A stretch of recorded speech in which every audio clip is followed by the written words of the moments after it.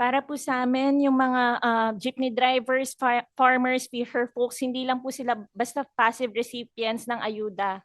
Nakikita po natin, kaya po nila gawin yung mga trabaho nila.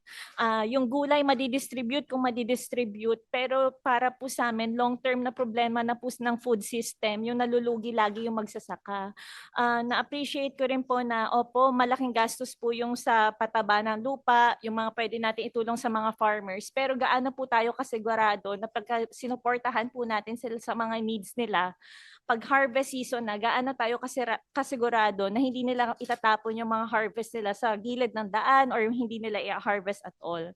So yun po yung unang concern namin. Pangalawang concern po, dahil nandito rin po ang DSWD, yung pantries po, wala po kami mga billions, pero kaya po namin mag-raise ng tigpa 5,000 pang community kitchen, community pantry. Sa ngayon po, nahihirapan po kami mag-operate dahil po sa public solicitation permit. Ilang araw ko na pong sinusubukan sagutan. Tapos po, madami pong limitations na pagka nag-ooperate ka sa isang city, hindi ka pwedeng tumulong sa iba.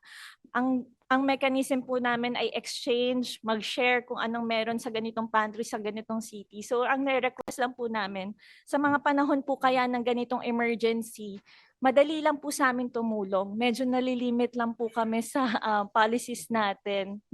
Nahirapan po kami gumalaw. And katulad po ng nabanggit kanina. Pangatlo po, transport. Ang experience po kasi namin, kayang-kaya po namin mag-distribute, kayang-kaya po namin bumili. Actually, wala po kami masyadong hinihingi sa government para tulungan yung pantries kasi yung pantries, gumagalaw na po siya kung anong kaya po ng mga volunteers natin. Sa transport lang po, minsan nanghiram po kami ng truck sa DA, sa Cordy po. Sabi, isa lang daw po ang kadiwa truck sa DA. Tapos sabi, hindi man po sa DA, kung hindi sa buong North po.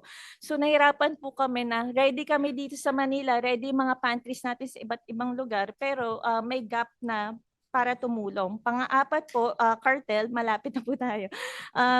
Yung vegetable cartel po, nahirapan po kami kasi may mga time po na bumibili kami ng gulay, ng sibuyas, pero bawal namin i-post, bawal namin i-advertise na bumili diretso dito sa mga farmers na to.